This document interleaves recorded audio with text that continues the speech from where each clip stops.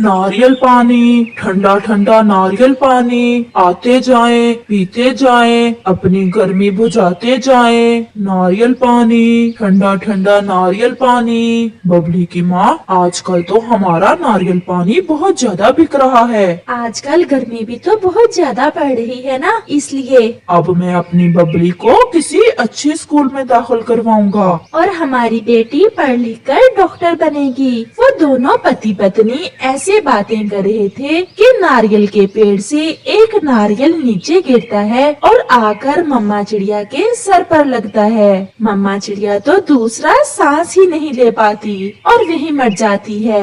बबली तो अपने दोस्तों के साथ खेलने गई हुई थी। पापा चिड़िया तो ये दुर्घटना देख बहुत सदमे में चला जाता है। उसकी तो कुछ समझ नहीं आ रहा था कि वो क्या करे। जिस दोस्त जैसी पत्नी के साथ अभी कुछ देर पहले वो बातें कर रहा था, अब वो उसे छोड़कर जा चुकी थी। कबूतर और तोता आकर उसे हौसला देते हैं। हमारा किसी का भी इस सब में कोई जोर नहीं है। अब तुम्हें खुद को संभालना होगा। खुद को संभालोगे तो अपनी बेटी को संभाल पाओगे। बबली भी अपने दोस्तों के साथ खेलकर वापस आ जाती है। पापा, मम्मा कहाँ है? बबली बेटा, आपकी मम्मा दूसरे जंगल अपनी बहन से मिलने गई है। वो कुछ दिनों के बाद आ जाएंगी। मम्मा मुझे क्यों नहीं साथ लेकर गई? मैंने भी साथ जाना था। जब मम्मा आएंगी तो मैं उनसे लड़ाई करूंगी कि वो मुझे अपने साथ क्यों नहीं लेकर गई। टुनटुन यार, बबली अभी बहुत छोटी है और इसके लिए माँ का होना बहुत जरूरी है। मेरी बात का गुस्सा न करना। अपनी बेटी के लिए तुम्हें दूसरी शादी करना ही पड़ेगी, क्योंकि घर तो औरत पक्षी से ही बनता है। फिर कुछ दिन गुजरने के बाद पापा चिड़िया दूसरी शादी कर लेता है। दूसरी शादी करना मेरी बहुत बड़ी मजबूरी थी। मैं नहीं चाहता कि मेरी बेटी बिना माँ के पले बढ़े। आप मेरी बेटी को एक सगी माँ का प्यार देना। आप चिंता ना करें, बबली मेरी ही बेटी है। मैं इसे कभी भी महसूस नहीं होने दूंगी कि मैं इसकी सगी माँ नहीं हूँ। बबली बेटा, ये आपकी मम्मा है। पापा, मम्मा का रंग कैसे बदल गया?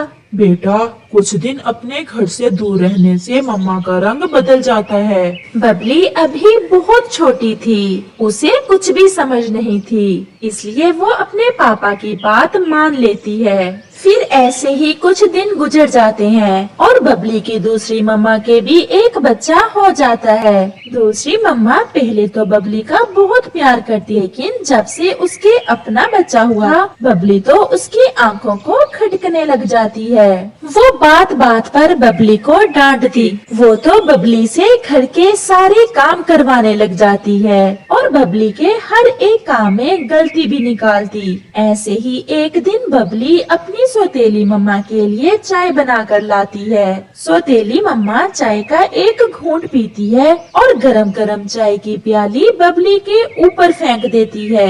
कैसी चाय बनाई है तूने? बातें जितनी मर्जी सुन ले तुमसे, लेकिन काम एक नहीं आता।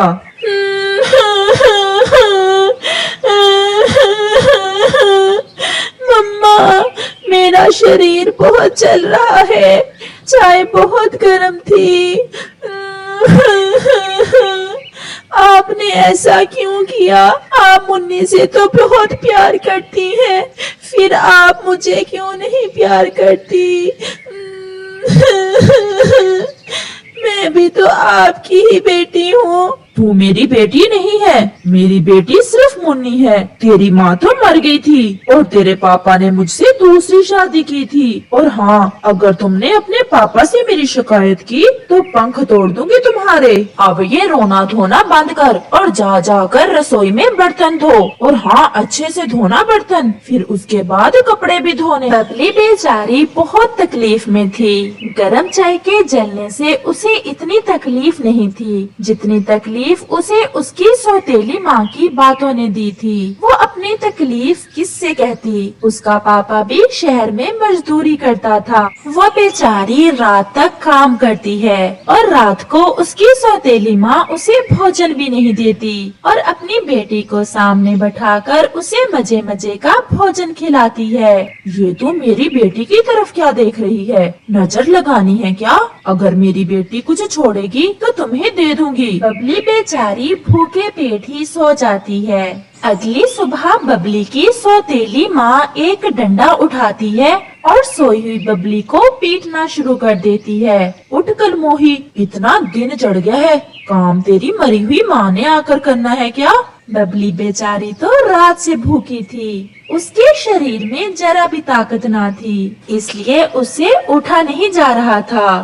फिर भी वो उठकर घर का सारा काम करती है और नदी पर चली जाती है। अगर मेरी माँ मर गई है तो मुझे भी जीने का कोई अधिकार नहीं है। मैं भी अपनी माँ के पास ही चली जाऊंगी। ये सोचकर बबली पानी में छलांग लगाकर आत्महत्या करने ही वाली थी कि उसका पापा, जो कि छुट्टी पर घर आ रहा था, अपनी बेटी को देख लेता है।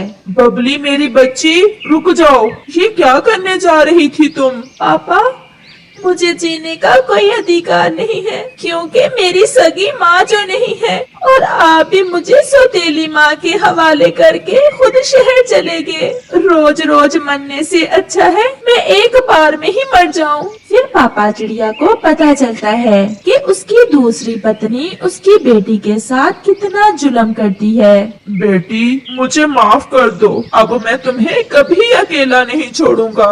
और फिर पापा चिड़िया अपनी बेटी को अपने साथ शहर ले जाता है।